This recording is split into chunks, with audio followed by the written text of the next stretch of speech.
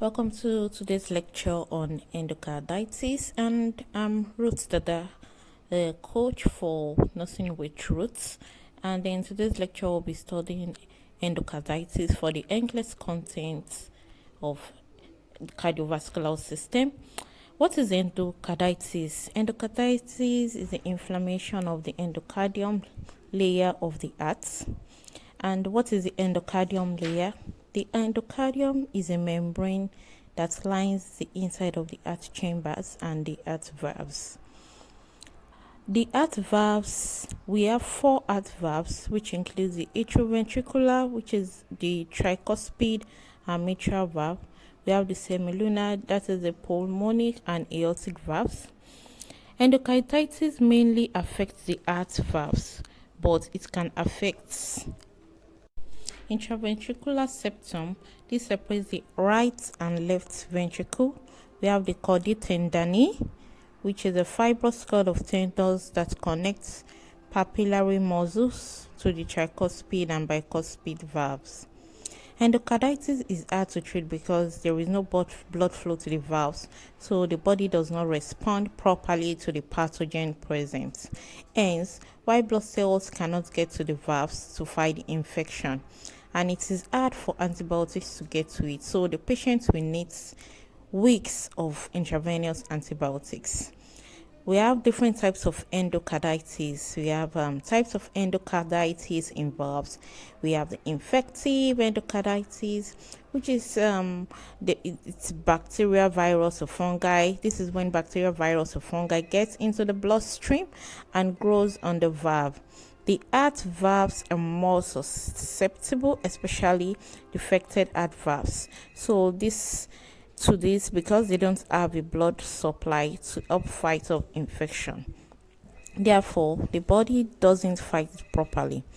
Patients who have weak heart valves due to this defect on them are most at risk for this. Healthy valves are more resistant to the bacteria but can develop it as well. Examples of weak heart valves: we have the valve replacement, which is due to the increased risk of a thrombus forming on the valve that the patient is not anticoagulated properly.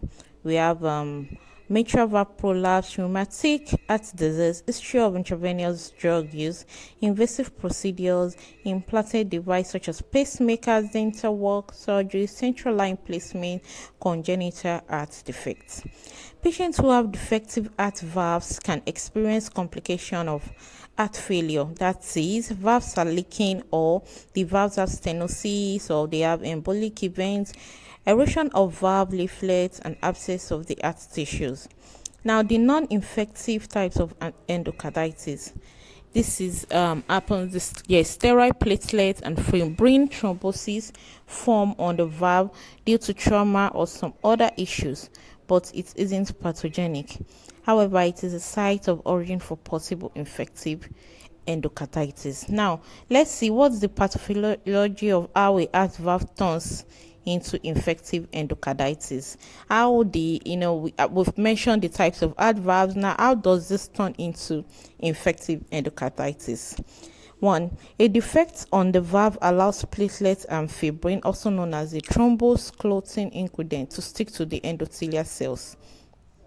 A pathogen enters into the blood from invasive procedure like dental work, central line placement, implantable device, and the pathogen sticks to the platelet and fibrin. The pathogen is able to grow. As the pathogen grows, parts of the pathogen platelet and fibrin can break off. This can cause a stroke. Now, what are the types of infective endocarditis? We have the acute infective endocarditis. This affects patients who have healthy heart valves, and it has a high death rate. The onset is fast and symptoms are very severe. We have the subacute infective endocarditis. This affects people who have a pre-existing condition like rheumatic heart disease, valve problems. The symptoms are subtle and the onset is slower. It takes several weeks to months to develop, and the treatment is intravenous drug. Intravenous drug uses are susceptible to both. Now, what are the signs and symptoms of infective endocarditis? Remember the pneumonic pathogens. The first sign and symptoms include petechiae. There's tiny purplish red spots on the skin because of emboli. There's anorexia, which is loss of appetite and enlarged spleen, pushing on the stomach, tiredness and weakness. There's eye fever, heart failure, osseous nodes, which is a tender red lesions on the hands and feet, fingernail changes, the splinter hemorrhages that are small, dark lines under the nails like petechiae but found under the nails. There's embolic events, erythematous, non-tender nodular lesions on the palms or sole of feet. There's also night sweats, splenomegaly. This helps fight infection so it becomes enlarged.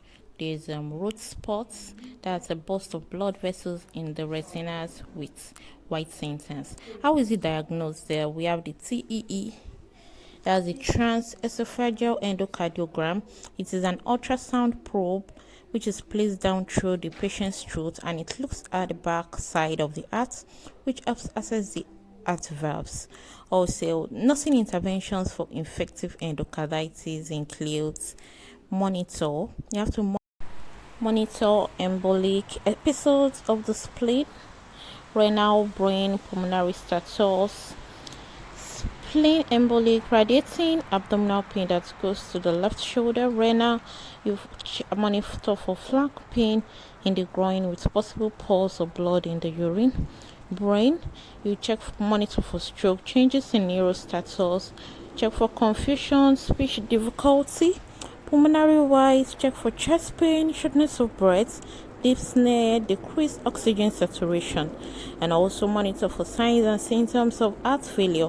Monitor vital signs, especially the temperature, heart rate, blood pressure, oxygen saturation. Further interventions include collecting blood cultures to find out what type of microorganism is infecting the patient. Antibiotics treatment is based on this. Administered intravenous antibiotics. Types of antibiotics depends on the pathogen causing the problem. Example, vancomycin or rocephin, which is a strong antibiotic, usually need a central line because the patient will be on long term and go on them up to 4 weeks. You have to educate the patient about other healthcare practitioners, about inform other healthcare practitioners about history of endocarditis because they are at risk for it again, and we need prophylactic antibiotics prior to invasive procedure, especially dental procedures.